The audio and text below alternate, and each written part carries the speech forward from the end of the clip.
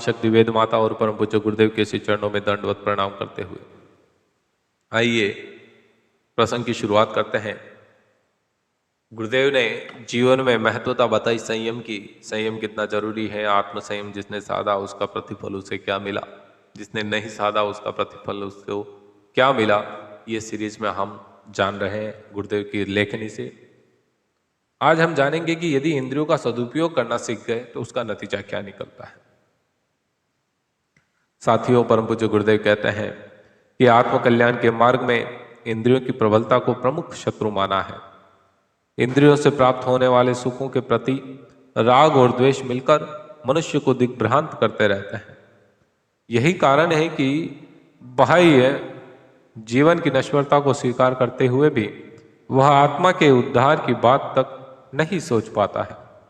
शास्त्रों में इस विषय में अधिक जोर दिया गया कि मनुष्य शरीर रहते हुए अपने स्वरूप का ज्ञान कर लेना चाहिए,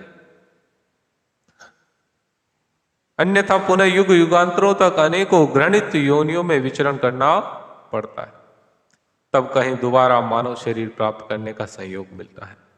इस दुर्लभ संयोग को यों ही बर्बाद कर देना बुद्धिमानी की बात नहीं है। अग्नि के तेजस्वी स्वरूप को देखने के लिए ऊपर की सारी राख हटानी पड़ती। बात सत्य है। अंधकार फैल रहा हो तो किसी भी वस्तु का साफ साफ स्वरूप जो है हमें दिखाई नहीं पड़ता। उसी प्रकार अंतःकरण के मल विक्षेप बन रहे हैं तो आत्मज्ञान प्राप्त करना संभव न होगा। मानसिक चंचलता और आंतरिक मलिनता का उदय इंद्रियों के असंयम से होता है। गीताकार ने लिखा है कि मनुष्य को चाहिए कि इंद्रियों के अर्थ व उनमें सन्निहित जो राग और द्वेष है उन दोनों के वश में नहीं हो, क्योंकि आत्मकल्याण के मार्ग में विघ्न करने वाले ये दोनों ही प्रबल शत्रु हैं।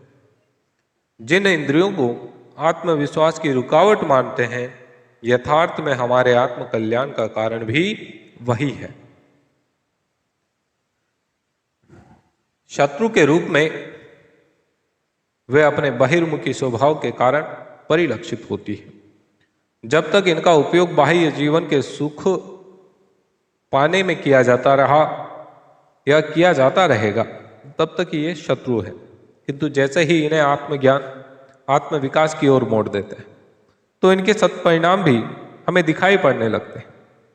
परेशानी तभी तक रहती है जब तक ये अपने अर्थों में पूर्ण स्वच्छंद होती है। सदुपयोग करने लगे तो इन्हीं से महत्वपूर्ण आध्यात्मिक लाभ प्राप्त कर सकते हैं। आवश्यकता सिर्फ इतनी है कि इनकी स्वतंत्र विचरण की बहिर्मुखी प्रवृत्ति पर अंकुश बनाए रहे। किसी घोड़े को बेलगाम छोड़ दें तो वह अपने सवार को खड्डे में गिराकर ही रहेगा। सवार की सुरक्षा सदैव इस बात पर निर्भर रहती है कि वह घोड़े के नियंत्रण को ढीला ना करे। इससे जिस दिशा में जितनी दूर जाना चाहेंगे वही घोड़ा सुरक्षा पूर्वक आपको वहां पहुंचा देगा। जिह्वा इंद्रिय को ही लीजिए, भांति भांति के स्वाद युक्त व्यंजनों को उसे सदैव लालसा बनी रहती है। चटोरेपन की बहिर्मुखी प्रवृत्ति के कारण वह स्वास्थ्य को बर्बाद करती है। जिह्वा का उपयोग वस्तुतः इसलिए है कि उससे खाद्य या अखाद्य की पहचान करते रहे। अधिक कड़वा खा लेने पर जीभ छटपटाने लगती है। यह उसकी स्वाभाविक अभिव्यक्ति है कि यह अखाद्य है। उदरस्थ कर जाने का दुष्परिणाम तो बाद में मिलेगा। पाचन संस्थान की खराबी से होने वाले दुष्परिणामों से बचाने के लिए जीभ की तड़फड़ाहट उठी है। किंतु इसका लाभ तभी है जब हम खाद्य और अखाद्य के भेद को स्वीकार करें, उस पर नियंत्रण करें। यही बात यदि हम करें कि आंखों का कार्य है सौंदर्य दर्शन, आत्मा के उद्गम परमात्मा के सौंदर्य को अन्यतम कहा गया है। इस आंतरिक सौंदर्य के साक्षात्कार की लालसा स्वाभाविक है। हर किसी को सुंदर देखने की इच्छा बनी रहती है, किंतु अधिकांश होता यह है कि लोग बाह्य रूप, रंग, चमक, दमक को ही सौंदर्य मानते हैं। बात यहीं तक रहती तब भी गनीमत थी, किंतु स्वार्थपूर्ण और वासनात्मक दृष्टिकोण के कारण लोग आंतरिक सौंदर्य पर पर्दा डाल देते हैं। विराट का सौंदर्य इतना अभूतपूर्व है, इतना आह्लादमय है कि एक बार उसकी अनुभूति कर पाए तो आंखें सदैव उसे पाने के लिए ही तरसती रहती है। इसी दृष्टि में इनकी उपयोगिता भी है।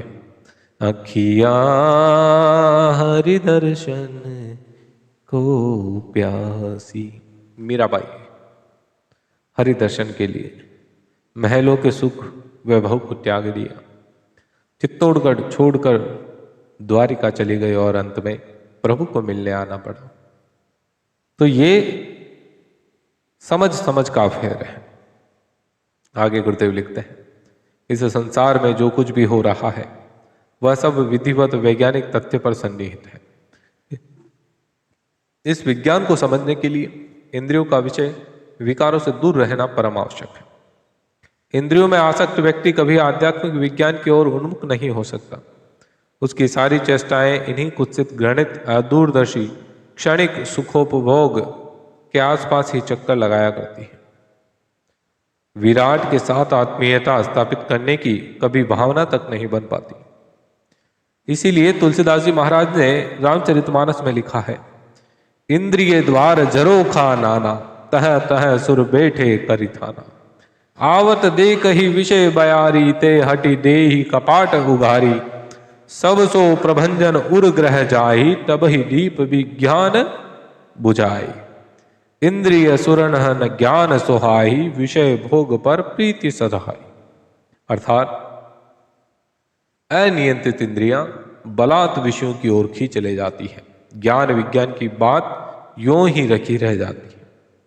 विषयों में राग और द्वेषों में स्वच्छंद विचरण करती हुई इंद्रियों को विचार व विवेक द्वारा ही नियंत्रण में रखा जा सकता है। भोग से कभी तृप्ति नहीं होती। इससे मनुष्य अपने जीवन लक्ष्य से भटककर दुख क्लेश त्रासदायक परिस्थितियों में जा फंसता है। इस विचार को गहराई तक अपने अंतःकरण में प्रवेश कर लेने से और इस पर निरंतर चिंतन मनन करते रहने से भोग के दुर्भाग्यपूर्ण परिणाम दिखाई दे जाते हैं। धीरे धीरे इनसे घृणा उत्पन्न होने लगती है। इतना होने से भी यह नहीं कहा जा सकता है कि इंद्रियां आपके वश में आ गई। जब कभी अनुकूल परिस्थितियां बन जाती हैं तो इनमें प्रबल उत्तेजना उठे बिना नहीं रह पाती। ऐसी अवस्था में सारी विचार शक्ति हमारी लड़खड़ा जाती है और एक आवेश के साथ लोग बुरे कर्मों की ओर बलात् खींचे जाते हैं। परिस्थिति विचारों की क्षीण शक्ति के कारण ही उपस्थित होती है। इसलिए अपने प्रत्येक विचार को एक संकल्प का रूप दे देना चाहिए। बड़ी सूक्ष्मता और चतुराई से यह देखते रहना चाहिए कि इंद्रियां कहीं अपनी इच्छा से तो हमें नहीं घसीट रही। इंद्रियों का स्वभाव जानकर उन्हें सही मार्ग पर ले जाए। इसका सबसे सरल उपाय यह है कि अपना अधिकांश समय परमात्मा के मनन चिंतन में लगा रहे। जितनी देर आपका मन आंतरिक विचारों के क्षेत्र में डूबा रहेगा उतनी देर इंद्रिय विषय भी बिल्कुल नहीं उठेंगे। यदि ऐसी स्थिति आती है तो उन्हें बहलाकर फिर से सदचिंतन में लगा देना है। इसके लिए मन का संकल्पवान होना बहुत जरूरी है, बहुत आवश्यक है। इसी से इंद्रियों पर नियंत्रण रखा जा सकता है। अपनी आंतरिक निर्मलता बनाए रखने से इंद्रियां अपने आप संयमित होने लगती हैं। इस व्यवस्था का आधार सदाचरण है।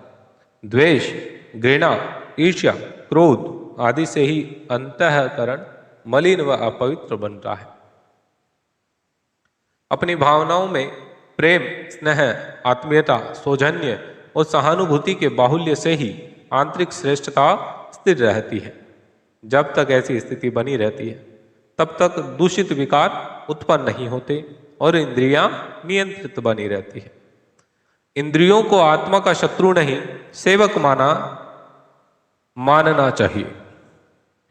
परमात्मा ने इन्हें इसलिए प्रदान किया है कि इनकी सहायता से सृष्टि संचालन की आवश्यकता पूरी हो और सुख मिले। निसंदेह इंद्रियां बड़ी उपयोगी है। इनसे जीवात्मा का उत्कर्ष होता है और आनंद की प्राप्ति होती है। यह आत्मा के हित व कल्याण में बाधक नहीं वरन साधन स्वरूप है। इनका सदुपयोग किया जाए तो मनुष्य जीवन का मधुर रस चखता हुआ अपना जीवन लक्ष्य पूरा कर सकता है। सच तो यह है कि किसी भी इंद्रिय का उपयोग करना पाप नहीं। यह अंतःकरण की भिन्न क्षुधाओं पिपासाओं को तृप्त करने का उत्तम माध्यम है। ज्ञानेंद्रियों की क्षुधा उचित रीति से तृप्त नहीं की जाती तो आंतरिक क्षेत्र का संतुलन बिगड़ जाता है, मानसिक गड़बड़ी पैदा होती है। बुरा तो इनका अनुचित उपयोग है। अस्वाभाविक इच्छा पूर्ति के लिए अनियंत्रित भोग वासना के कारण आदमी पतित बनता है। अमर्यादित और स्वेच्छाचारी इंद्रियां जीवन लक्ष्य से गिराती है, इसलिए इंद्रिय भोगों की सर्वत्र निंदा की गई। उचित रीति से भोगी गई इंद्रियां दुख का कारण नहीं होती। स्वाभाविक रीति से इंद्रियों का सदुपयोग बुरा नहीं होता। हमारे शत्रु के रूप में तो अनियंत्रित भोग वासना होती है। इससे ही बचने का हमें सदैव प्रयत्न करना चाहिए। अंत में गुरुदेव कहते हैं कि परिस्थिति चाहे कैसी भी हो, कुछ भी हो रहा हो, लेकिन हमें हमारा संयम नहीं खोना है। आपको पथभ्रष्ट करने का प्रयास किया जा रहा हो, पथभ्रष्ट नहीं होना है। आपको गलत मार्ग पर ले जाने का प्रयास किया जा रहा है, नहीं जाना है। आपको सदगुरु की कृपा से सन्मार्ग पर चलना है, मानव धर्म निभाना है, मनुष्य जीवन को उत्कृष्टता के साथ जीना है। बोलिए परम पूज्य गुरुदेव की जय। बोलो सदगुरु महाराज की जय। जय श्री राम।